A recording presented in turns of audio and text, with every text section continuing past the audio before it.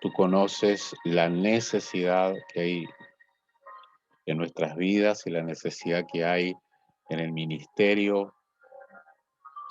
Y yo he estado orando, buscándote a ti, Padre, para que tú pusieras en mi corazón una palabra para ellos.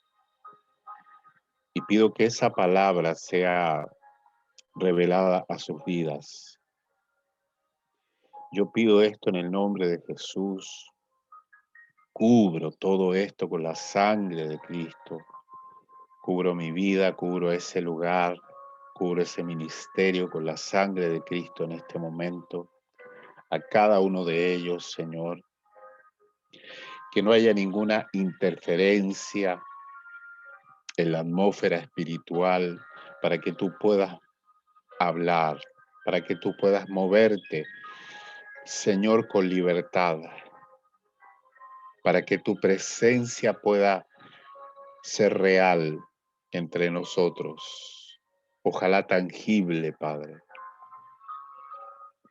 Y yo le pido al Espíritu Santo que pueda guiarnos a toda verdad, que pueda poner en el corazón de cada uno esa palabra, ese consejo, ese fundamento para edificar lo que es verdadero, lo que viene de ti. Espíritu Santo, permítenos disfrutar de tu presencia, permítenos disfrutar de tu amor. Corraba barrome kenti anamia pronte nie. Y yo te pido que cubras a esa iglesia, que la abraces, Padre, que la protejas, que la guardes del mal, de toda obra del enemigo, Señor, y que traigas fortaleza, que traigas consolación a sus vidas. Los que están pasando por momentos difíciles, los que están viviendo pruebas, tribulaciones, que puedan tomarse de tu mano, Señor. Tu palabra dice, fortaleceos en el Señor y en el poder de su fuerza. Fortalece a esta iglesia, fortalece a este ministerio, Señor. Copra Brahmakota Ramando Rocoyo, Sitaramaya. Que tú estés con ellos en cada prueba, en cada etapa de la formación de sus vidas, del carácter, y lo que tengan que vivir o pasar, que puedan hacerlo en la fe del Hijo de Dios, que puedan tener una fe valiente, una fe que pueda vencer todo obstáculo este año. Obra crama morias tene proitamai. Que tu manto de amor y paternidad descienda sobre ellos. Que tu gracia corra, se derrame, que tu presencia sea poderosa en sus vidas. Oh, gracias, Espíritu Santo, gracias.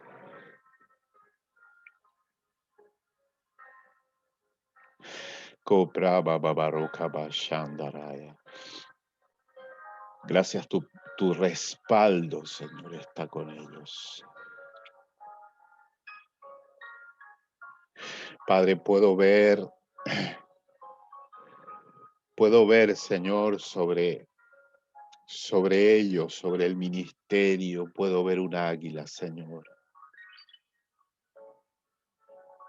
Tú estás formando, Señor, un águila.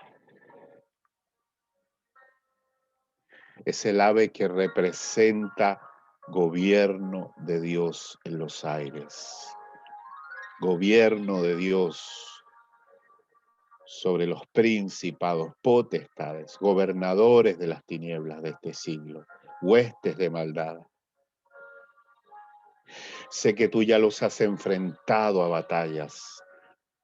Sé que han tenido que pelear contra gigantes. Y por eso te doy gracias por la visión, Señor. Porque las visiones son tuyas. Gracias por la visión que le estás dando a este ministerio. Una visión de territorio, Señor, que tiene un precio, Espíritu Santo. Pero tú estás entregándoles visión, Padre. Este es el año de recibir visión. Cobra Shabarakandorobo Shitra Kabaranderene. Poderoso Espíritu de Dios. Bendito Espíritu de Dios. Upra Brahma Conte Niántalo. Krabaro Shikra Masore que temeres. Padre, toda tribulación, toda prueba, todo precio que algunos han tenido que pagar por ser parte de esta visión. Padre, tú me dices que lo paguen con gozo, que lo paguen con gozo, que tú estás al tanto de sus precios, que tú estás al tanto de sus tribulaciones. Tú me dices que les diga que estás al tanto de lo que están viviendo cada uno de ellos. Y gracias, Señor. Gracias porque aún esa hermana que está viviendo problemas con su hijo, con sus hijos, tú lo estás viendo, tú lo sabes, Padre. Solo que estás desarrollando la fe, la confianza de ellos. Estás fortaleciendo el vínculo espiritual contigo, Señor, para que sean fuertes. Ibra baba rocra pronte miantale. Gracias, Señor, por el espíritu de adoración que has puesto en esa casa. Gracias por el deseo que tienen de adorarte a ti. Gracias, porque veo una unción de adoración que es como una fuente y será como una fuente de agua para muchos que vendrán a beber en medio del desierto. Tú estás abriendo una fuente de agua y esa unción de adoración será expansiva, se irá expandiendo poco a poco, Señor, y la fuente se hará más grande. Padre, y en el tiempo será como el estanque de Betel, donde los cojos, los ciegos, los paralíticos, los leprosos esperaban el movimiento del agua, Padre, y cuando el agua comenzaba a moverse, ellos corrían a las aguas, porque sabían que si tocaban esas aguas serían sanados. Obra baba rikraba shendere kriamai, Señor, esas aguas, tú les estás dando unas aguas que tienen poder de sanidad de la tierra, poder de sanidad del dolor, del sufrimiento, de las heridas, de la pobreza, de la maldición de amargura que hay en esa tierra, Señor. Tú estás entregándole aguas salutíferas.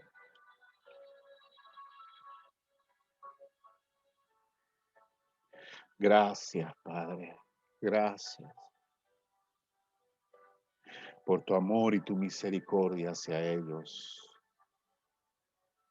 Porque a cada uno los has llamado, a cada uno los has escogido de manera particular.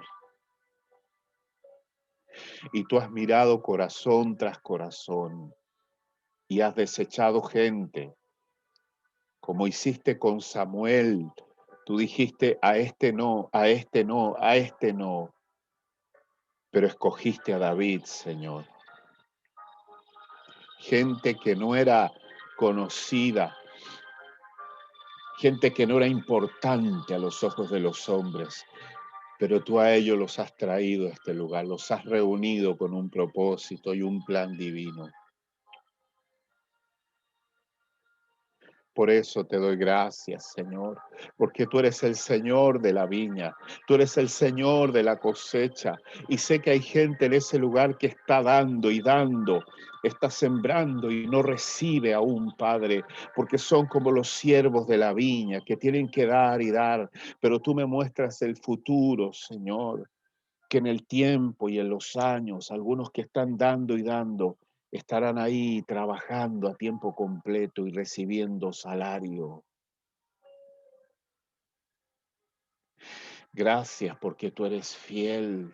Gracias porque tú pagas. Gracias porque no le debes a nadie, Padre. Oh, brava bara candor, obra shikra mai. Tu gloria. Es tu gloria, Señor.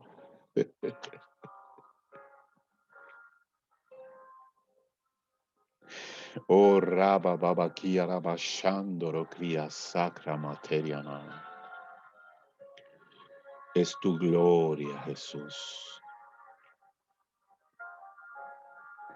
Preciosa gloria del Señor.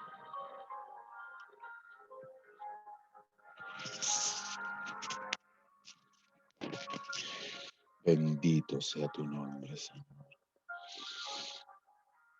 Gracias. Muchas gracias, Dios. Gloria a Dios, el Señor les bendiga en esta hora. Vamos a ver si puedo ver con más claridad. Gracias, Padre.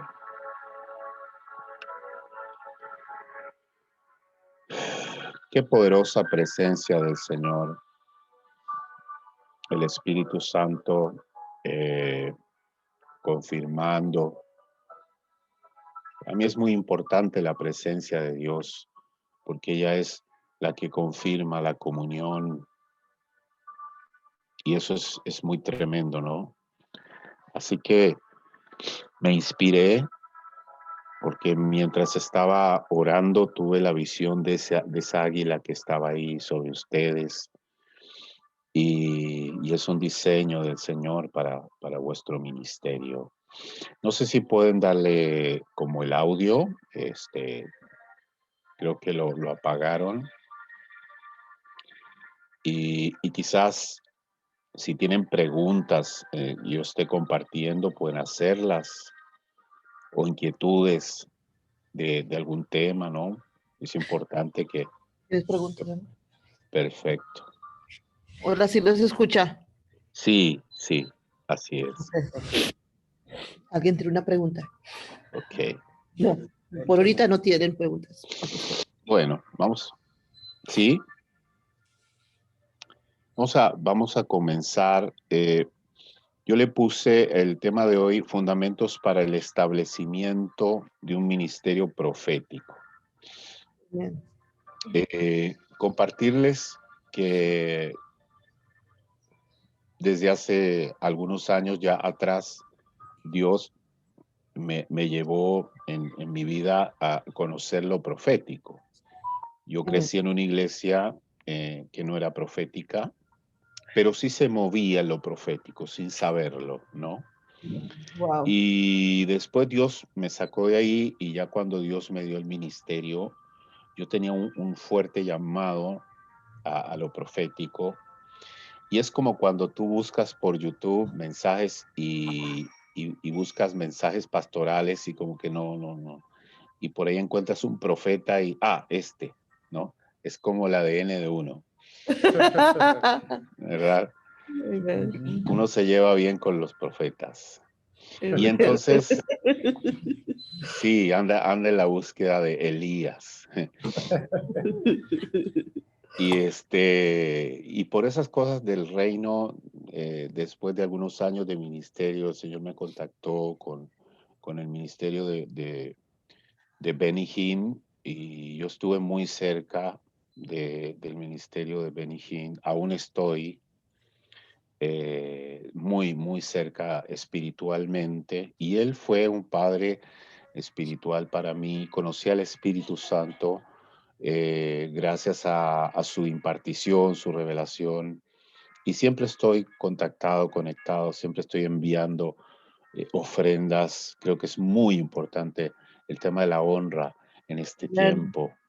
Hay un tiempo de guerra espiritual muy fuerte porque ustedes saben que el nuevo orden mundial, ¿verdad? Junto con el movimiento de la nueva era, el comunismo, el socialismo, eh, todo lo que es antidios, están sacando un montón de leyes que tienen solo un fin, ¿no? Es borrar la palabra paternidad de la tierra, ¿no? Ujú. El movimiento feminista, hace unos días, 2 días salía en televisión un periodista diciendo que acá en Chile estaban promoviendo una ley para que mujeres solteras o casadas, si quisieran cambiarle el nombre a sus hijos que nacen y en el registro civil ponerles el nombre, el apellido cambiado, ¿ves? O sea, Mm. en vez de poner el apellido del padre primero o paterno, ponerle el materno y después el paterno. Y el periodista decía, es tiempo de acabar con este patriarcado que hay en el mundo. Y bueno, todo esto apunta, ¿no? A que llegue un momento en que no haya ninguna importancia en lo que es la paternidad de Dios, ¿no? El Padre. Y entonces estuve muy ligado a su ministerio y luego el Señor me permitió conocer al profeta Morris Cerulo. Y él fue mi padre espiritual durante años. Aprendí muchas cosas de su ministerio y estuve ligado a él. Y ahora, junto a mi esposa, estamos nosotros bajo la cobertura de un ministerio de Texas, que es el ministerio de Chuck Pierce, ¿no? El Amén. apóstol Chuck Pierce y todo ese gigante, ese ministerio gigante que hay ahí en ese lugar. Me impresionó porque cuando fuimos allá hace 2 años atrás, nos contaba que eso era una aerolínea, eran las bodegas de una aerolínea, y ellos compraron eso, hicieron ahí un tremendísimo lugar impresionante adentro, todo lo que hay ahí, los símbolos proféticos, las figuras proféticas, las señales proféticas, hay muchas cosas ahí dentro. ¿Sí? Ok, entonces, esto tiene que ver con crecer, ¿no? Con Amén. crecer, porque siempre Dios te da un nuevo padre o siempre Dios te lleva a un nuevo movimiento. Lo profético es de crecer. Si Amén. hay, si hay uno de los ministerios más fuertes en el área del crecimiento es lo profético, porque si hay una identidad que los profetas tienen o los ministerios proféticos es que tienen un hambre de crecer. Siempre están ambicionando más. Y cuando ya les llegó algo, ya están viendo lo que sigue. ¿Por qué? Porque el ministerio profético es el ministerio de la visión, ¿no? Amén. Claro. Entonces Dios te da una visión y luego que te sacia la visión te da otra más grande. Y es una cosa de nunca acabar. Entonces Dios nos tiene que llevar en unos procesos de crecimiento que no nos debemos asustar porque las iglesias pastorales son bastante más tranquilas, pero los movimientos proféticos son un poquito más como agresivos en Amén. el trato del Amén. Señor y en el crecimiento espiritual. Hay como una dimensión mucho más agresiva. El Señor trabaja de una manera mucho más agresiva con lo profético. Y es ahí donde nosotros no tenemos que confundirnos, ¿ok? Amén. Porque los tratos de Dios van a ser distintos, van a ser más fuertes, a veces van a ser más rápidos. Los tiempos del trabajo del Espíritu Santo y tenemos que calibrar la diferencia, que no estamos bajo un mover solamente pastoral, solamente de maestría o de evangelista, sino que hemos entrado en una dimensión diferente. La Amén. Biblia es muy clara en las dimensiones de lo profético, lo apostólico. Son dimensiones diferentes, porque ahí el Señor va a traer un nivel mayor de conocimiento de sí mismo. Entonces, Él necesita preparar los vasos, las vasijas, necesita preparar el recipiente. Y aquí los principales recipientes que se preparan son las cabezas, o sea, el ministro, su esposa, son los que reciben un trato muy fuerte del Señor. Y luego los líderes que están debajo de esa visión ministerial, de esa cobertura, van a también tener que estar dispuestos a un trato diferente. ¿Por qué lo digo? Porque hay gente que viene de otros ministerios, que se cansó, que no le gustó, que anda buscando la novedad y llegó ahí y van a querer estar en el liderazgo, pero nunca entendieron que ese era un ministerio profético y les van a empezar a pasar muchas cosas. Y entonces van a decir, desde que llegué acá, se me cerraron las finanzas. Yo antes en mi otra iglesia me iba bien, tenía trabajo y ahora me echaron del trabajo. Se me cerraron las finanzas. Desde que llegué acá, tengo ataques de enfermedad, me vienen cosas, ¿no? Desde que llegué acá, tengo problemas con familiares que nunca antes tenía, ¿no? Desde que llegué acá, mi esposo me odia. Desde que llegué acá, bla, bla, bla. Desde que llegué acá. Entonces, hay que comprender el escenario y hay que comprender que no todos pueden caminar con Elías. Yo no sé qué dimensión profética quieren tener ustedes, ¿no? Pero muchas veces decimos por qué Elías estaba solo, simplemente porque nadie podía caminar al nivel que él caminaba. No había un hombre preparado en ese tiempo para caminar al lado de Elías.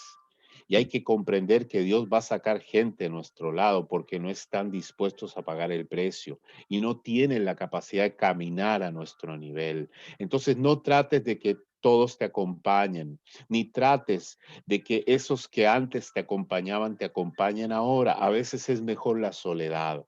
Las águilas viven muchos tiempos de soledad y ellas van a las alturas y ahí reposan, ahí prefieren los aires que la tierra, ¿no? Prefieren estar con Dios que estar con gente babosa que lo único que hace es pedir leche espiritual y oración y, ¿verdad? Y lo quieren todo gratis. No es así. Cuando entramos en lo profético, entramos en la dimensión de lo que es la unción de prosperidad. El profeta tiene la capacidad de abrir las fuentes, ¿no? Recordemos, cada profeta tiene señales de prosperidad y cada ministerio profético va a vivir milagros de prosperidad. Lo vemos con Abraham, como el Señor prosperó sobrenaturalmente ese hombre de Dios. Ese era el profeta de ese tiempo. Incluso le abrió a su hijo una fuente de agua en el desierto para que no muriera con su madre. Estoy hablando de Ismael. Vemos al profeta Moisés, que tuvo la capacidad de producir en medio de un desierto alimento para más de 2 millones de personas. ¿Para qué hablar el profeta José, que alimentó al mundo entero, verdad? Con el trigo de Dios. Y podemos hablar de muchas manifestaciones, especialmente el profeta Elías, que tenía el don de multiplicar el aceite, el don de multiplicar, ¿no? Y esto es entonces una de las facetas poderosas del ministerio profético. Bueno, no quiero salirme del contexto. Entonces, el profeta, el ministerio profético, tiene un liderazgo espiritual natural. ¿Por qué? Porque el profeta es el visionario de Dios. Las iglesias proféticas, siempre yo digo que cuando Dios establece una iglesia profética en una ciudad es porque le ha entregado la ciudad. Dios no entrega menos que ciudades a los profetas. Y es muy importante que entendamos que nuestra visión no es para nosotros, no es para nuestra iglesia local, sino que es para una ciudad. Y cuando un profeta se asocia a Dios, Dios asocia a ese profeta a una ciudad. Y hay profetas que Dios los asocia no con una ciudad, Dios los asocia con una nación, ¿no? y hay profetas de naciones que el Señor los asocia con continentes. Ese es el caso de mi esposa, que ha viajado por muchas naciones, tiene escuelas en naciones y es una profeta de continentes, ¿no? De naciones. Amen, amen. Entonces, el liderazgo espiritual del profeta tiene varias aristas y tiene varios niveles. Yo solamente les voy a dar 3 niveles, que son el nivel del don profético, que es donde se mueve la mayoría de la gente. La mayoría de la gente tiene un don profético, tiene vista profética, tiene capacidad de abrir el oído para escuchar el mundo espiritual, ¿no? Para escuchar cosas sobrenaturales, o tiene el don profético de poder dar una palabra de ciencia o dar una palabra de profecía, ¿no? O tiene una visión y esa persona pues ve la visión y edifica la iglesia, edifica el cuerpo. Esa es la mayoría de la gente profética que se mueve. El segundo nivel es la unción profética, ¿no? El don profético es algo que se activa en la persona mientras la persona esté espiritualmente activa, generalmente cuando hay mucha adoración, ¿no?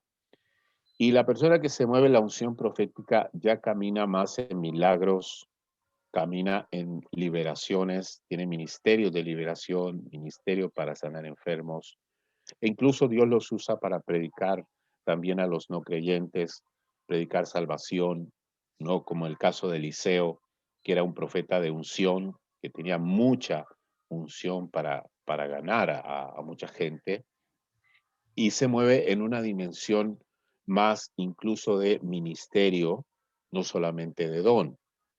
Y luego está el manto profético, que ya es el profeta de oficio, es el profeta que ha sido consolidado por Dios en un ministerio, y ese profeta cumple un oficio dentro de una iglesia como profeta oficial de la iglesia, eh, o dentro de la propia ciudad tiene un cargo, ¿no? En una mesa profética o en un, eh, puede ser en un gobierno profético de la ciudad, o es un líder de un ministerio, ¿no? De una iglesia, ya es un hombre, una mujer que tiene un manto y que tiene un cierto grado de autoridad. Entonces, estos 3 niveles tienen 3 grados de autoridad diferentes.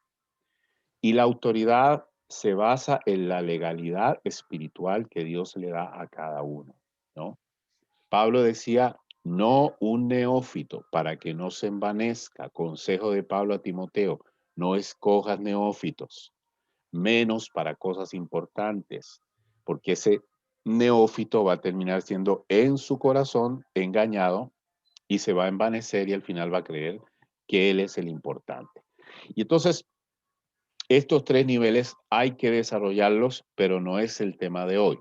El ministerio profético se caracteriza por definir 3 áreas importantes. Hablamos de niveles, pero ahora hablamos de áreas.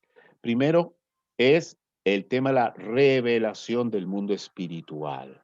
Para eso están los profetas de Dios. Los profetas de Dios tienen que abrir los sentidos espirituales de la gente de la iglesia. Cuando un profeta ministra, los sentidos espirituales se agudizan, ¿no? ¿Por qué? Porque el profeta tiene el poder, la capacidad espiritual para llevar a la gente a mayores dimensiones. ¿A través de qué? Primero, a través de la revelación, y segundo, a través de una unción profética especial que el Señor le entrega al profeta de Dios. La revelación y la unción profética van juntas, van juntas. Entonces, este es uno de los 2 ministerios, como ustedes saben, que según el libro de los Efesios, ¿verdad? Pone el fundamento junto con los apóstoles. Son los 2 ministerios de gobierno, así se les llama, de gobernación. Son los 2 ministerios gubernamentales. Y por lo tanto, son los que tienen la legalidad espiritual. Legalidad significa cumplir, ¿verdad? Los requisitos espirituales. No es tema de hoy porque es muy largo hablar de legalidad espiritual. Algo compartí en el encuentro de liderazgo sobre el sacerdocio. La Sí. legalidad del líder está en su sacerdocio y la legalidad del sacerdote está en su nivel de adoración a Dios, ¿no? Entiendo. Cómo él imparte la adoración al Señor. Ok, y entonces la legalidad le da autoridad. Y hay gente que solamente va a tener un nivel mínimo de legalidad y no va a tener más autoridad para poder subir a nuevos niveles proféticos. Dios ama a los profetas. Hermano, Dios ama, Dios dice, no toquéis a mis ungidos, no Amén. hagáis mal a mis profetas. El Señor hace una advertencia muy específica, no de los apóstoles, no de los pastores, sí de los profetas, porque los profetas tienen una función muy difícil en el cuerpo de Cristo y son los que logran dar un avance muy fuerte a la iglesia, un Sí. crecimiento muy importante a la iglesia. Ok, en segundo lugar, los ministerios proféticos se caracterizan por traer un mayor nivel de santidad. El oficio profético tiene que ver con la consagración y la santidad del pueblo. ¿Por qué? Porque el profeta tiene acceso a una comunión con Dios diferente, especial, ¿no? Y también quiero decirle que el trato también es especial, es diferente. Y el profeta de Dios sabe que no puede quejarse, que sabe que va a pasar tiempos difíciles, sabe que va a pasar cosas fuertes, sabe que el trato del Señor es difícil, ¿no? Pero también sabe cuál es su oficio. Mm, Entonces, no es lo mismo construir una casita de madera que un palacio, ¿ok? No es lo mismo que compres un reloj de $10 a un mm, reloj Rolex que vale $5,000, porque aquí cabe la precisión, la exactitud, ¿no? La excelencia, que son palabras muy importantes en el oficio profético de parte de Dios. Dios es exacto, Dios es excelente. Dios quiere que el cuerpo de Cristo ensamble de manera exacta. Si usted construye una casa y le pone una tabla por aquí, le pone un cimiento por allá, le mete una puerta mal puesta, se le va a caer la casa.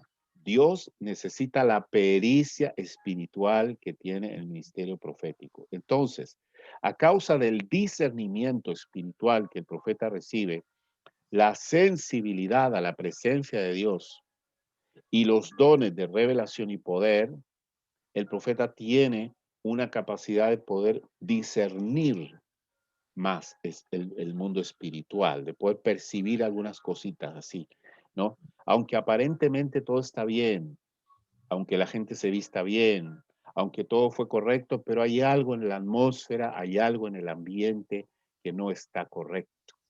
Y Dios pues le da esa revelación, ese entendimiento al profeta, no para destruir ni humillar, sino para sacar a luz lo que está oculto. El diablo siempre se va a ocultar, el diablo siempre tiene estrategias ocultas. El diablo no se va a mostrar a la luz. Y el profeta tiene la lámpara para ir a los lugares oscuros, Amén, para amén. ir a esos lugares donde se esconde el enemigo, ¿no? Esto es muy importante porque sin profeta, dice la Biblia, el pueblo perece, el pueblo se desenfrena. Eso dice la escritura en el libro de Samuel. ¿Por qué? Porque el profeta es el vidente de Dios y es la persona que tiene la luz del candelero, la luz que alumbra en el tabernáculo. Amen, amen, Lo que amen. vemos nosotros en el menorá es al profeta Yeshua, que estaba en Apocalipsis, ¿no? Las 7 luces del candelero alumbrando, ¿no? O sea, la luz perfecta. Luz es la palabra clave en los profetas. Por lo tanto, la santidad y la consagración van a ser un tema sine qua non mientras más se acerca el fin de los tiempos, porque el Señor dijo que venía por una iglesia santa y sin mancha, ¿sí? Sin arruga. Entonces, ¿qué es lo que va a pedir el Señor? A medida que se acerque la venida de Cristo, va a pedir santidad. Y el oficio del profeta es muy importante, va a ser muy importante en el final de los tiempos. Tercero, el profeta trae una visión mayor de Dios, visión, ¿no? Cuando viene un profeta, cuando te visita un profeta, si es profeta, usted va a salir con mayor visión. Usted, el profeta, le va a decir esto, esto, esto, y usted va a decir, ¿y cómo yo no veía? Wow, me abrió los ojos. Ahora entiendo. Eso es la unción profética que está operando en una persona. Entonces, la visión de Dios, ¿verdad? Se manifiesta por tres razones. Primero, porque el profeta carga un mayor nivel de adoración en su vida. El centro del fuego del profeta de Dios, el altar de fuego del profeta de Dios, trabaja en una dimensión mayor de adoración, ¿no? El profeta en esencia es un adorador y por lo tanto tiene el poder para abrir los cielos en dimensiones que no son normales. Entonces, cuando comienza la adoración, ya vimos nosotros a David, cuando él adoraba algo sobrenatural, se cernía sobre el lugar y los demonios se iban. El mismo Saúl decía, ya no siento opresión, ¿no? Y no tenga usted la menor duda que antes de que David fuera al campamento donde estaban peleando con los filisteos, tuvo un tiempo de adoración con Dios y los cielos se le abrieron. Y después que los cielos se le abrieron, pues David dijo, voy. Y cuando llegó allá no se puso a orar, porque ya los cielos se habían abierto. Él dijo, ¿quién es este filisteo incircunciso para que provoque a los escuadrones del Dios viviente? Yo iré y le mataré. Los cielos están abiertos. Y donde David iba, los cielos estaban abiertos. Eso es poderoso, muy poderoso. Entonces, el primer aspecto de la visión es mantener un nivel de adoración alto. Segundo, activar destino y propósito en las vidas. La visión, cuando es fuerte, cuando la unción de visión se está moviendo, la gente llega y con una administración profética, a la gente se le empieza a correr el velo, porque se le caen las vendas mágicas, se le caen los velos mágicos, ¿verdad?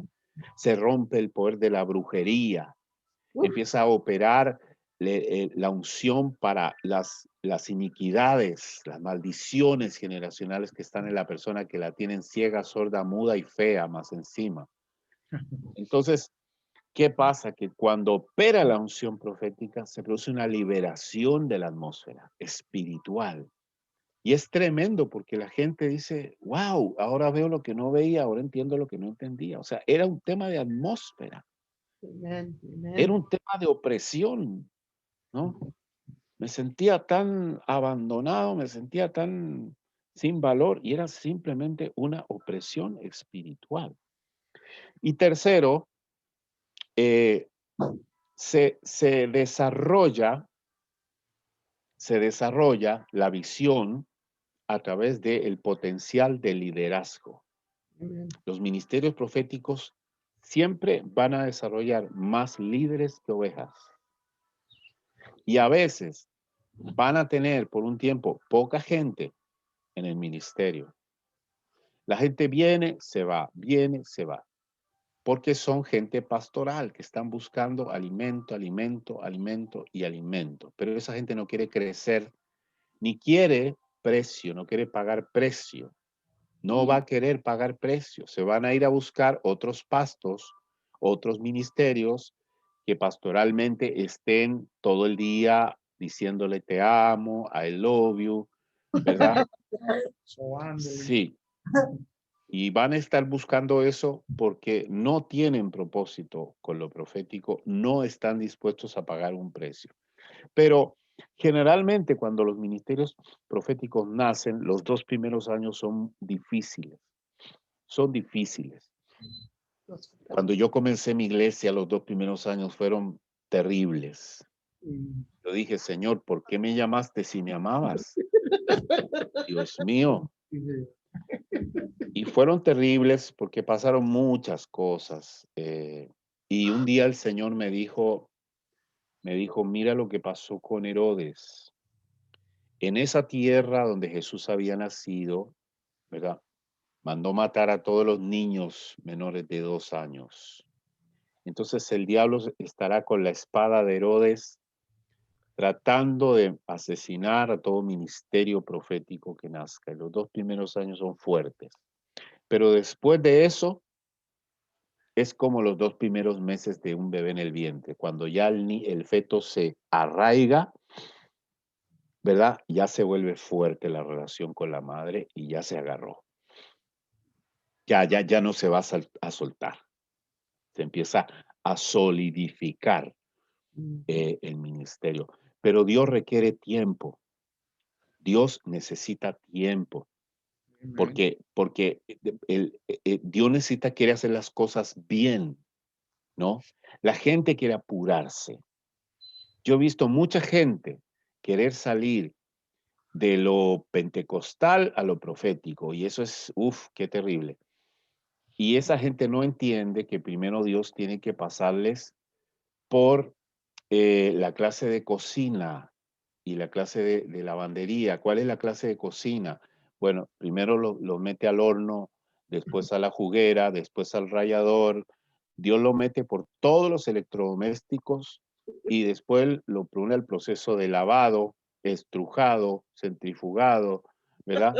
Para quitarles la vieja levadura, para quitarles la mezcla espiritual, para Wow. sacarles todo lo que fue sembrado mezcladamente, carnalmente. Y Dios no puede poner la semilla profética en una persona que tiene el espíritu mezclado, especialmente con doctrinas que son humanistas, que son griegas, que vienen de una escuela de pensamiento occidental, como la mayoría de las iglesias en Latinoamérica, ¿no? Llámese Asamblea de Dios, bautistas, metodistas, pentecostales. ¿Y cuánto cuesta hacerles entender que le tienen que dar tiempo al Señor? O sea, deja que Dios te procese, deja que Dios trabaje contigo, porque va a ser mayor el nivel al cual Dios te puede llevar, ¿no? Y es mejor estar en el silencio y estar oculto para que cuando Dios te saque a la luz y seas una persona pública, visible, no estés bajo el trato fuerte de Dios, porque el trato va a venir sí o sí. Entonces, es mejor que el Señor lo haga antes, cuando no tengas tantas presiones ministeriales, ¿no? Cuando el ministerio no haya crecido tanto y hayan superado ciertas etapas que tienen que ver con lo que luego voy a referir al final, ¿no? Así que las 3 cosas que trae visión eh, o que incrementa la visión en un ministerio profético son los mayores niveles de adoración, la activación de destino y propósito y el desarrollo del potencial de liderazgo en la gente. Ok. Los profetas del primer pacto se llamaban Naví, los más conocidos. Habían otros tipos de profetas, pero centralmente eran los Naví y los Naví eran los videntes, ¿no? Y el vidente más poderoso fue Samuel en un tiempo de reforma, cuando él era un hombre que manejaba muy bien conceptos espirituales, ¿no? Definiciones espirituales, ¿no? Entonces él comprendía que a los profetas no se les ungía con redoma, ¿no? A los profetas no se le unge con redoma, porque la redoma es una vasija fabricada por el hombre, se les unge con cuernos, ¿verdad? Amen. Y hay una gran diferencia, pues, porque Saúl fue ungido con redoma de aceite, y eso es perecedero, eso es humano, pero David fue ungido con cuerno y esa unción es eterna, es el llamado Amen. eterno de Dios Amen. y es la elección de Dios a un hombre y a una mujer que decide consagrar su vida para Él. ¿Mm?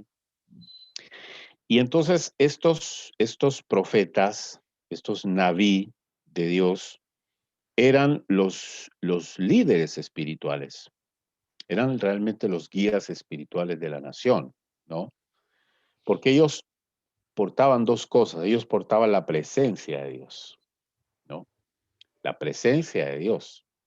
El profeta siempre decía, vive Jehová en cuya presencia estoy, ¿no? O sea, Amen. había una dimensión de la presencia de Dios que el Señor le concedía al profeta.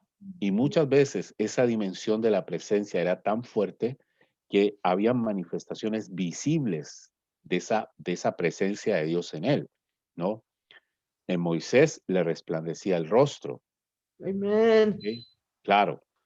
En el caso de, bueno, en el caso de Elías, literalmente vino fuego del cielo. Eso es una manifestación de la presencia del Espíritu Santo permaneciendo en la vida del profeta, que era una característica, ¿no? Entonces, cuando el profeta llegaba a una ciudad o cuando el profeta decía, voy a tu casa, el hombre de la casa decía, oh my gosh, ¿por qué? Porque viene la presencia misma de Dios, ¿no? Va a venir a mi casa. Tiene que haber un motivo relevante. ¿Mm? Y en segundo lugar, era el portavoz de Dios. El profeta era la voz de Dios. Era el oráculo de Dios para el pueblo. Amen. Entonces, cuando el Amen. profeta se paraba, él decía, a ver, estoy medio confundido, pero vamos a ver. Parece que es por ahí. No. El profeta decía, así dice el Señor, ¿verdad? Así dice Jehová. Ta, ta, ta, ta, ta.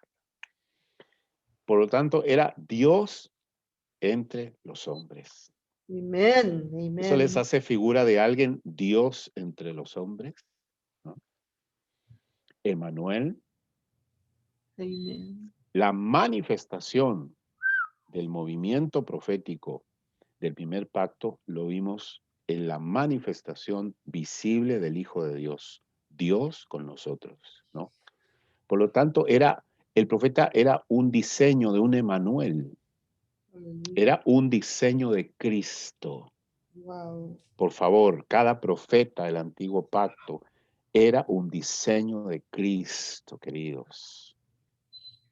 Y es ahí el precio que el profeta tenía que pagar en su vida, en su ministerio. La mayoría, muchos de los profetas del antiguo pacto o del primer pacto murieron asesinados, ¿no? Jeremías, Isaías, Ezequiel, muchos profetas murieron asesinados por el precio y por lo que cargaban en sus vidas. Ok, todo esto es como muy hermoso, ¿no? Es muy poderoso. Pero, aquí hay un principio. Y este es el principio.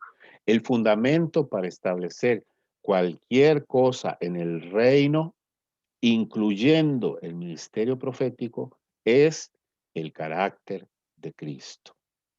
Amen. No hay otro fundamento que no sea el carácter de Cristo. Entonces, ¿qué quiere decir esto?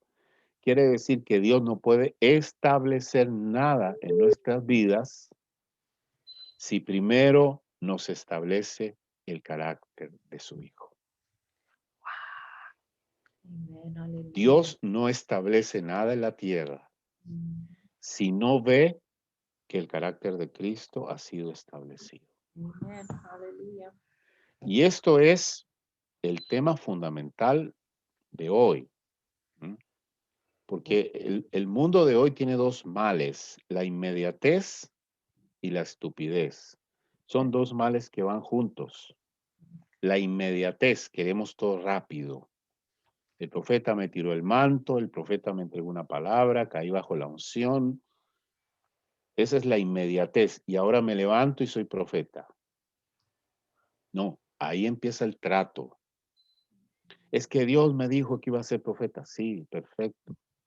Y usted lo recibió y usted lo que acaba de hacer es firmar su sentencia de muerte.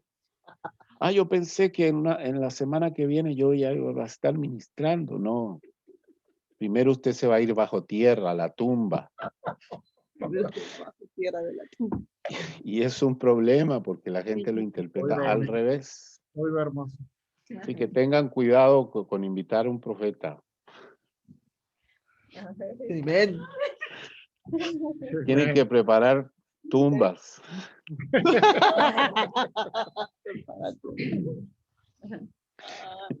Sí. Entonces, más que un ministerio, más que una iglesia profética, escuchen esto, Dios necesita una iglesia madura. Amén. Más que una iglesia profética, Dios necesita una iglesia madura. Una iglesia con el carácter formado, ¿no? Y esto quiere decir, por ejemplo, el Señor me llevaba al momento en que Jesús va a la fiesta de la Pascua. Justo era la fiesta de la Pascua, ¿no? Qué sentido profético tan importante que a los 12 años Jesús va con sus padres a la fiesta de la Pascua. Amén. Y ahí el Señor ya tenía 12, tenía acceso a la sinagoga, recibía su iniciación a los 12 años y ya él presenció todo lo que era el simbolismo de la Pascua, ¿no? Y todo lo que era el matar al cordero y el simbolismo de la sangre y recordando lo que pasó en Egipto con los dinteles y el ángel de la muerte. Y el Señor ahí diciendo sí, amén, sí, amén, sí, amén. Y sus padres ahí estaban y todo el mundo, sí, amén. Pero el Señor estaba recibiendo un entendimiento de que lo que estaban hablando ahí era de Él. Y entonces Jesús se queda después de la fiesta y los padres se van y de 3 días de camino dicen, ¿y dónde está? Se devuelven, ustedes ya saben toda la historia, ¿ok? Lo interesante de esto, que el versículo 41, ¿verdad? Nos enseña cómo Jesús tenía claro, porque el Señor le dice, ¿por qué me buscabais? ¿Acaso no saben que en los negocios de mi Padre me es necesario estar? Amén. O sea, qué sentido tan anticipado, tan temprano, qué madurez, ¿no? Tenía el Señor que siendo un niño de 12 años ya tenía claro su destino. Amén. Y esto tiene que ver con un desarrollo del sentido de propósito en la vida de las personas. Las personas las personas niñas, inmaduras, siempre te van a decir, ¿qué vas a hacer con tu vida? No sé. ¿Qué vas a estudiar? No sé. ¿Qué quieres hacer? No sé. No tienen idea del propósito de sus vidas porque son niños. ¿Mm? Y usted descubre una persona que no ha madurado, que no ha crecido, porque no sabe para qué está. Y en la iglesia está lleno de un montón de gente que quieren presencia, que quieren experiencia, que quieren recibir de Dios, pero no tienen idea de su propósito. Entonces yo les pregunto, ¿para qué es el ministerio profético? ¿Mm? El ministerio profético es para decirle a la persona, ¿sabes qué? Tu propósito es este Amén. y este. Déjate de ser niño y empieza a crecer. Amén. Y es poderoso. Porque la gente quiere recibir una palabra profética. ¡Wow! Que me digan mi vida. Perfecto. Si el Señor me revela, yo te lo digo. Pero generalmente el Señor primero revela como lo entusiasmante. ¡Wow! Tú serás aquí, tú serás allá. Y el Señor dice cosas lindas. Conoce el corazón del hombre. Pero después de decirle las cosas lindas, pero vas a tener que pasar por esto, por esto, por esto, por esto, ¿no? Y es ahí donde la gente ya no le gusta el mensaje del profeta. Entonces, tenemos claro que el Señor tenía un claro sentido de destino. El Señor ya tenía a los 12 años desarrollado un sentido de propósito y tenía claridad de su llamado, ¿ya? Claridad, noten eso, claridad. El profeta de Dios debe, por sobre todas las cosas, cuidar la claridad espiritual en su vida. las mezclas, las cosas raras, las cosas turbias. Tiene que desecharlas de su vida. Tiene que tener claridad espiritual, ¿no? Porque es la persona que trae luz. No olviden eso. Y él tenía claridad absoluta de su llamado. Pero además de eso, había tomado la decisión de abrazarlo. Y eso es impresionante. Amen. Que siendo Amen. un niño podía haber dicho, papá, yo quiero jugar, yo quiero hacer esto, yo quiero divertirme. Tengo 12 años, no sé. El Señor estaba tan claro en su llamado que él había decidido hacer la voluntad de Dios. Eso se llama determinación. Hay una cosa que los profetas de Dios imparten, determinación, Determinación. porque el profeta te va a llevar a tu propósito y luego te va a arrinconar y te va a decir sí o no. Decide. Entonces, ¿qué le dijo Elías al pueblo de Israel? O Jehová o Baal, pero decidan ahora. Y estamos en medio de un mundo secular donde todo es alternativo, ¿m? Donde el libre albedrío es el Dios del mundo de hoy. O sea, yo tengo derecho, yo tengo voluntad, yo puedo hacer lo que quiero. Si quiero, soy hombre, me cambio a mujer. Si quiero, aborto y no tengo el niño. Si quiero, Wow. me separo, me caso 3 veces. Ay, ay, ay. Si quiero, me cambio el nombre y en vez de ponerme Pedro, me pongo lagarto porque ahora desde hoy voy a ser un lagarto. ¿No? Es así. El libre albedrío, ¿verdad? Se ha transformado en un Dios en el mundo de hoy. El versículo 52 termina diciendo, y el niño crecía. Qué profético. El niño crecía. Pablo dijo, cuando era niño, pensaba como niño, hablaba como niño, juzgaba como niño. Pero cuando dejé las cosas de niño, pude crecer. Y Amen. llegué a comprender el amor. Aleluya. Eso está en Corintios 13, ¿no? Llegué a comprender que hay 3 cosas fundamentales, la fe, la esperanza y el amor. Entonces, ¿en qué crecía Jesús? Jesús crecía en sabiduría, Amen. sabiduría, ¿no? Si el Señor Jesús crecía en sabiduría y Él era, el Emmanuel era Dios con nosotros, el Dios profético, el Dios de los profetas, ¿en qué debemos crecer? ¿En qué debe esforzarse una iglesia profética en crecer? ¿No? En sabiduría de Dios. La sabiduría de Dios habita en el corazón del profeta de Dios, ¿no? Amen. Porque la sabiduría lo guarda del mal, lo guarda del error, lo guarda de la soberbia, lo guarda de la vanagloria. La sabiduría lo mantiene humilde.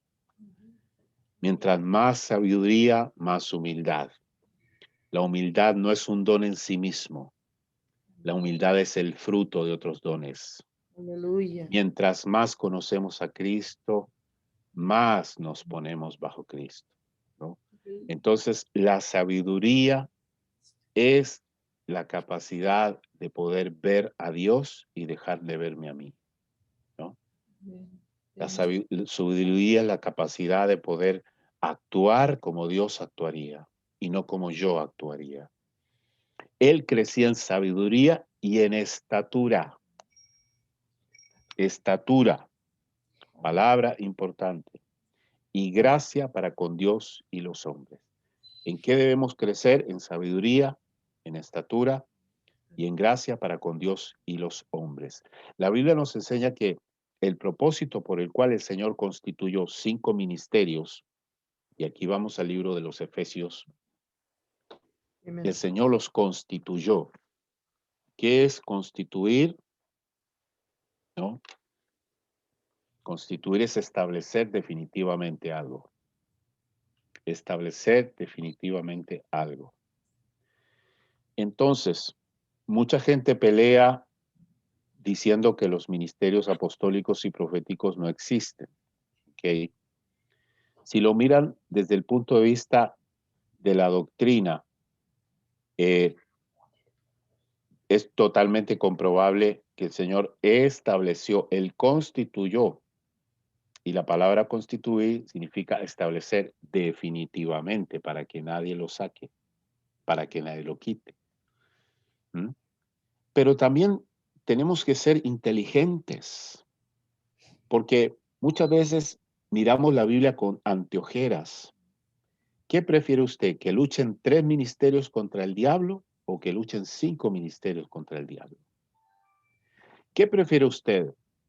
¿Que hayan 5 ministerios edificando la iglesia o que hayan 13 ministerios edificando la iglesia?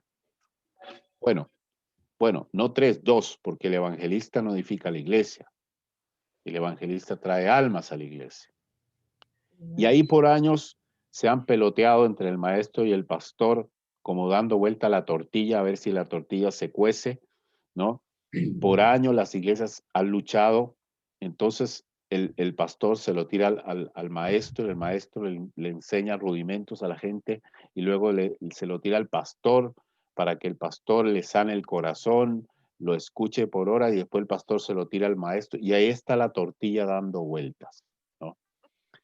Entonces, Dios en su amor entregó 5 ministerios, porque es la mano de Dios. Son 5, ¿no? Si no, Amén. serían 3. Serían 3, pero son 5. La mano de Dios son 5.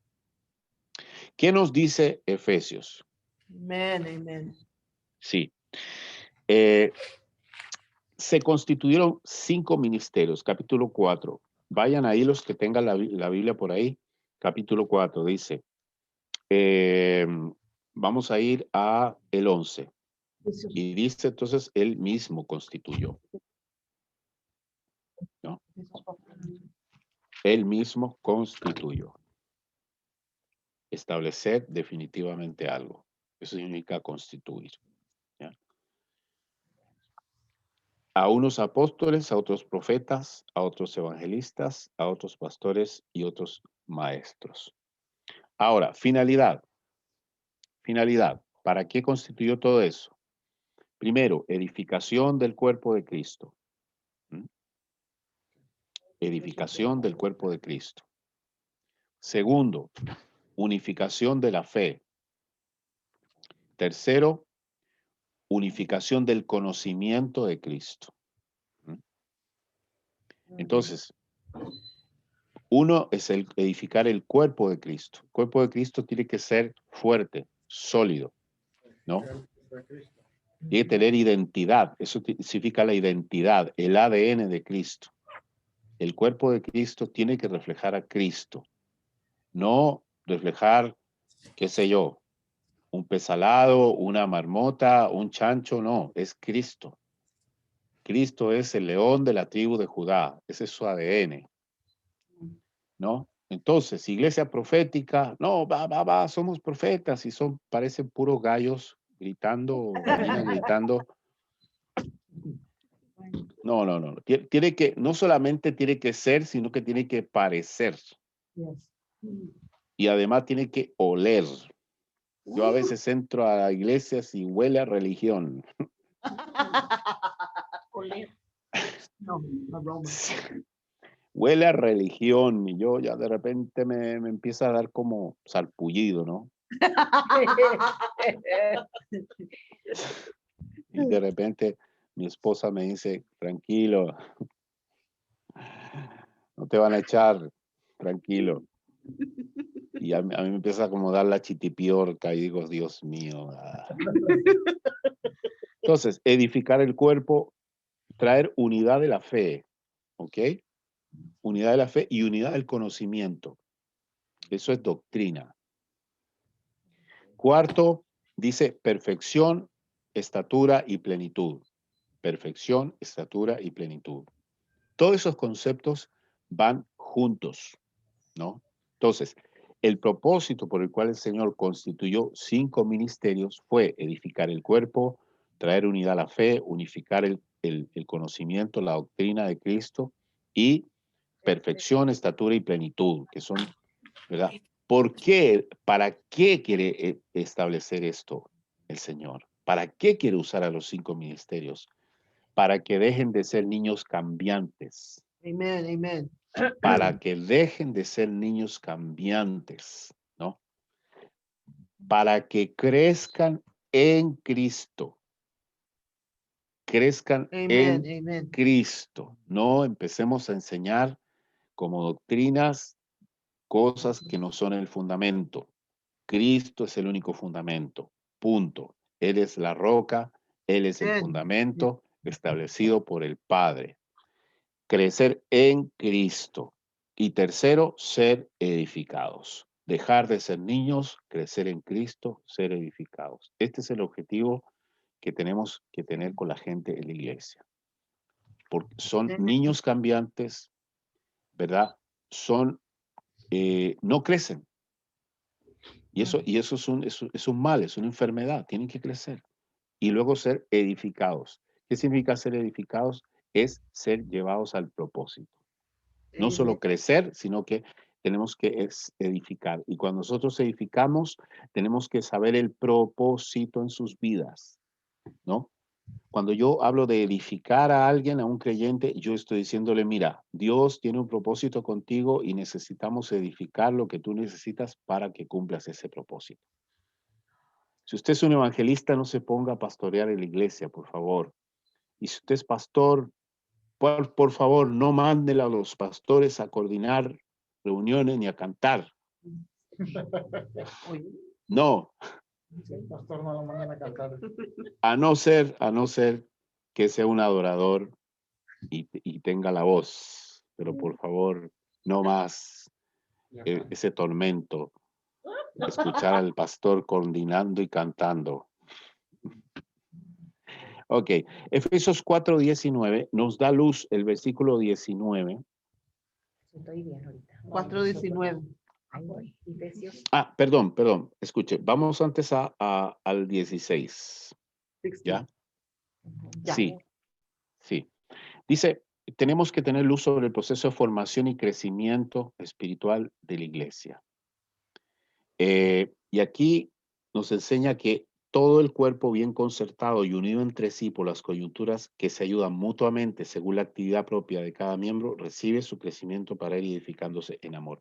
Aquí hay algo fundamental y que debe ser una transversalidad y es la unidad. Una de las cosas que el diablo va a querer hacer es quebrar la unidad en el ministerio. Primero, quebrar la unidad en el matrimonio que lidera el ministerio y luego quebrar la unidad entre los líderes que están ahí, ¿no? El diablo sabe que si pone uno contra el otro, van a haber dos cabezas, ella y él, dos cabezas. Y eso se llama divisiones, ¿no? Y una casa dividida no permanecerá, ¿no? Entonces, es la unidad de la cabeza, la unidad del matrimonio ministerial es lo más importante. Y luego, los líderes que están debajo de ellos.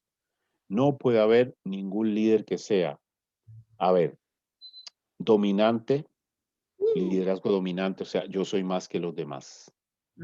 Por ahí estaba Pedro y el Señor le dijo, Pedro, agáchate. Sé que tienes dones, pero deja a los demás participar. O sea, no puede haber dominancia en un líder que está bajo la autoridad. ¿Por qué? Porque va a aplastar a los otros. Amen. Igual, nosotros tenemos varios perritos acá, un Yorkshire, un Terrier, no sé qué, y nos llegó una Akita. Y te digo, la Akita tiene 1 mes y medio y es dominante. Es dominante. Donde ella llega, quiere gobernar, quiere tirar a los demás para afuera. Ella es gobernante. Usted le cierra la puerta y le dice, sale. No, y ahí mete la cabeza. Ella quiere entrar. Sí, metiendo la ¿No? cabeza.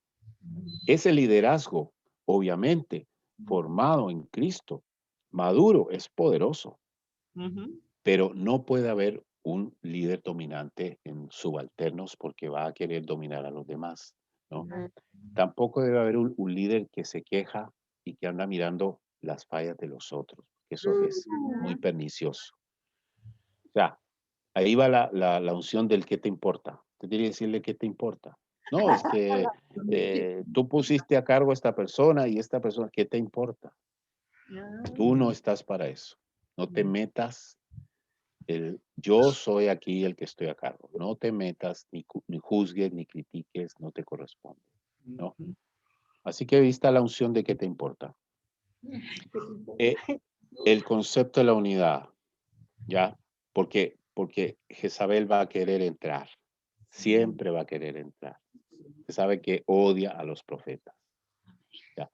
No es el tema de hoy. El espíritu de Jezabel es para una clase completa, pero la unidad es lo que rompe el poder jezabélico. Ok. Aleluya. Escuche, vamos a lo que dice Pablo en el libro de Gálatas, porque Pablo nos da a conocer una cosa súper importante. Ya con esto me falta poco para ir acabando. Vamos a lo que dice Pablo en el libro de Gálatas. ¿Qué importancia tiene el libro de Gálatas para comprender el tema de la madurez y del crecimiento profético? ¿Ya? El libro de Gálatas será un libro mandado no solo a una iglesia, ¿ok? El libro de Gálatas fue escrito a las iglesias de Asia Menor.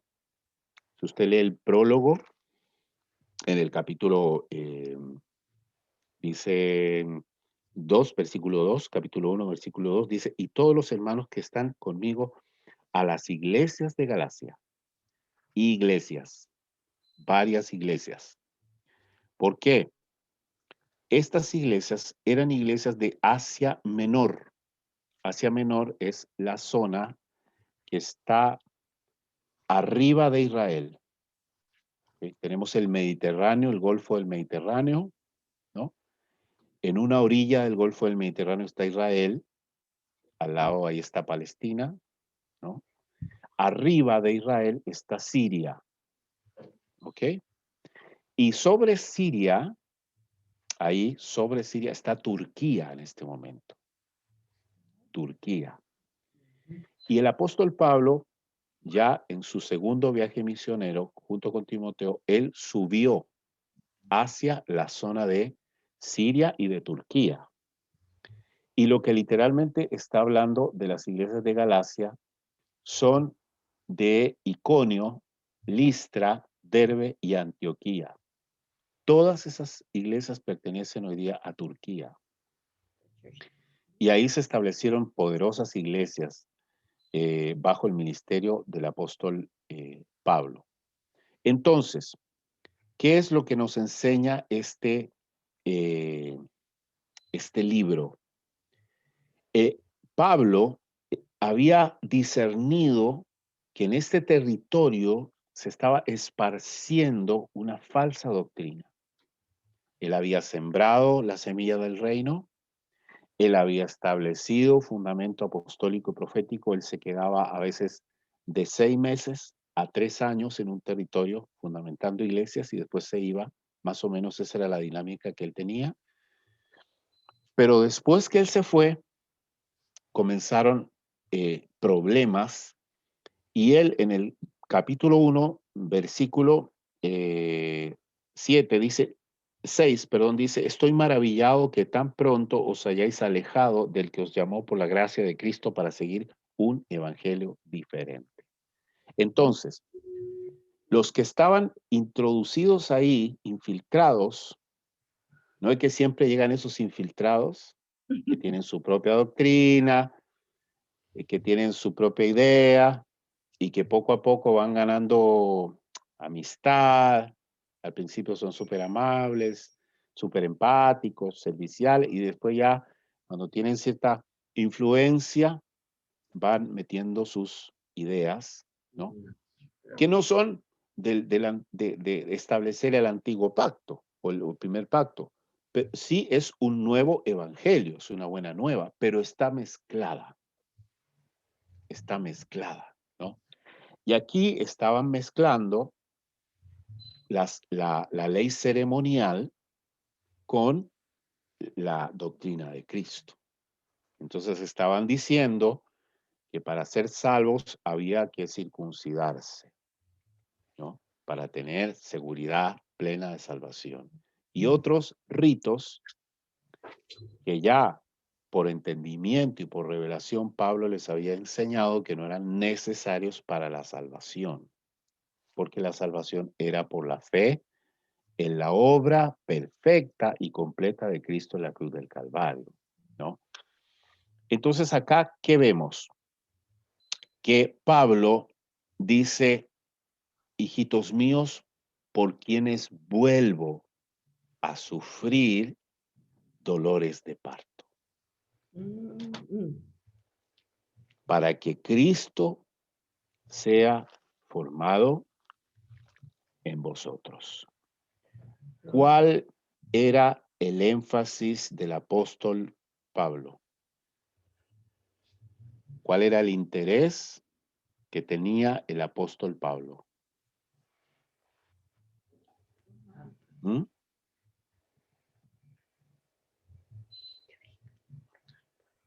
Formar el pueblo. Ajá.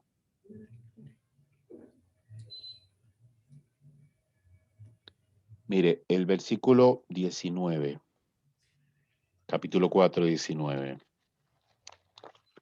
dice, hijitos míos, por quienes vuelvo a sufrir dolores de parto, para que Cristo sea formado en vosotros. El énfasis del apóstol no era el crecimiento numérico, tampoco eran los dones espirituales, ni la cantidad de milagros o manifestaciones. La preocupación del apóstol era la doctrina de Cristo. La preocupación de la cabeza del liderazgo es la doctrina de Cristo. O sea, las iglesias proféticas tienen como muchas veces diversidad, ¿no?, de manifestaciones. Y hay gente que va a querer hacer énfasis en un área. No, que la adoración tiene que tener velo, si no tiene velo no es de Dios. O otro va a decir, no, es que hay que prender el candelero cuando adoramos, porque si no está encendido el candelero, Dios no se manifiesta. O hay que tocar el chofar, porque el chofar, si no se toca el chofar, entonces no. Y otros van a poner ciertos énfasis, ¿no? Porque se van a sentir atraídos, seducidos. Eso es lo que le pasó a ellos. Fueron seducidos. Wow. Ah, qué lindo. Ah, sí, de Dios, seducidos. Entonces, ¿qué te impide ser seducido?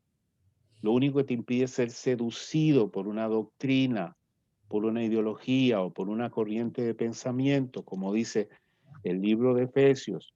Cuando lo vimos recién en el capítulo 4, dice, para que ya no seamos niños fluctuantes, llevados por doquiera de todo viento de doctrina, por estratagemas de hombres que para engañar emplean con astucia las artimañas del error.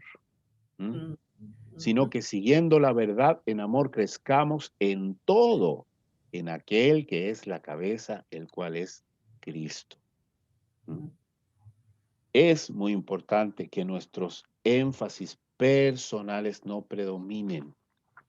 Ay, es que a mí me gusta esta área, yo siento una pasión, yo siento algo poderoso. Sí, pero si eso va a cubrir a Cristo por amor al cuerpo, no lo hagas. Que Cristo sea lo visible siempre. Amén, amén, amén. Que la gente vea a Cristo siempre. Porque si no ven a Cristo, no van a crecer. No van a crecer. No van a crecer. Se van a entretener, pero no van a crecer. Entretener.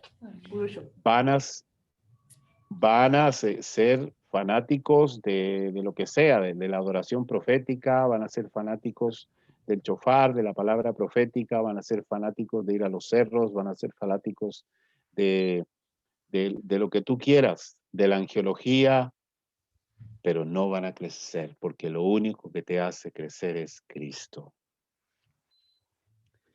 ¿Ok? Esto es fundamental. ¿Cuáles eran los 5 aspectos, y con esto cancelo, termino, que preocuparon a Pablo? Primero, la falta de revelación de Cristo. Los 5 aspectos que le preocuparon a Pablo es que ellos estaban sin revelación de Cristo. Habían perdido esa, ¿no? Cuando usted escucha a un predicador, usted dice, oye, el año pasado vino y estuvo poderoso, pero este año más.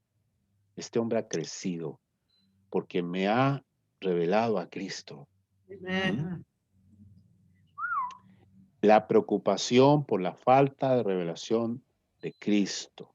Segundo, el error doctrinal que estaba penetrando las iglesias de Asia.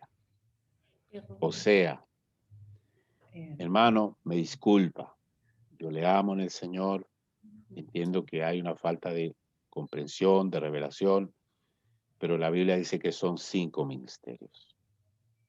¿Ya? ¿Y qué hay de que ya no son la ley los profetas, hasta Juan el Bautista? Sí, porque ahora son profetas de la gracia, no de la ley. ¿Entendió? Amen. Sí. Una cosa es la ley ceremonial, la ley ritual, las leyes que habían sido establecidas en un primer pacto que era sombra, pero cuando ya aparece la imagen verdadera ya no se necesita la sombra. ¿Para qué va a ver la sombra si lo tiene a él al frente? Amen. Oh, Amen. wow. Awesome. Entonces hay cosas que son sombra y a veces seguimos mostrándole a la gente la sombra y no le mostramos al Cristo. Santo. Oh. ¿Ya? Entonces, segundo error doctrinal. Tercero, seguían otro evangelio diferente. Yo soy muy claro con la gente, muchas veces les digo, hermano, edifíquese. Edifíquese, pero con la misma comida. Amen. Amen. Si usted quiere, puede escuchar profetas, puede escuchar otros ministerios, por supuesto. Pero por favor, coma la misma comida.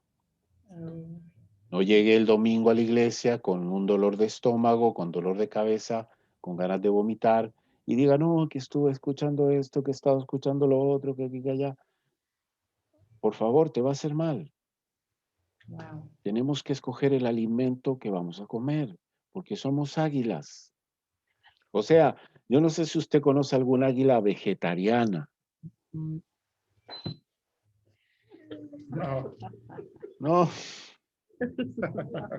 Yeah. yo no concibo un león Ay, hablé de que no sea carnívoro. carnívoro. No. O sea, el alimento espiritual es Cristo, ¿no? Amen. Cuarto, con esto voy cerrando. Había muchas obras de la carne y había poco fruto del espíritu. Obra de la carne. Sí. Entonces, cuando ustedes leen el libro de Gálatas, ustedes descubren que el grave problema era que habían entrado en la carne y habían dejado el espíritu. Y cuando tú entras en la carne, usted pierde los sentidos espirituales. Pierde la visión, pierde la audición, pierde el olfato espiritual. Usted pierde los sentidos espirituales. Y se habían transformado en carnales.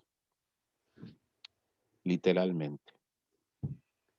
Entonces estaban tratando de agradar a Dios con obras y no habían seguido en la fe de la salvación por la gracia.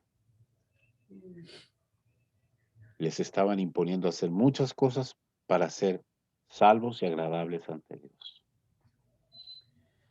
Esto, si usted lee en el capítulo 5 de Gálatas, está claro, súper claro. ¿Cuál es el medidor de una iglesia? Está el capítulo 5. 5 ministerios. Capítulo 5 de Gálatas. ¿Cuáles son las obras de la carne? Fácil. Fácil, querido. Adulterio, fornicación, inmundicia, lascivia, idolatría, hechicería, enemistad, pleito, celo, ira, contienda, disensión, herejía, envidia, homicidio, borrachera, orgía y cosas semejantes, sobre las cuales os amonesto que los que practican tales cosas no heredarán el reino de Dios. Mas el fruto del Espíritu es amor, gozo, paz, paciencia, benignidad, bondad, fe, mansedumbre, templanza. Y contra tales cosas no hay ley.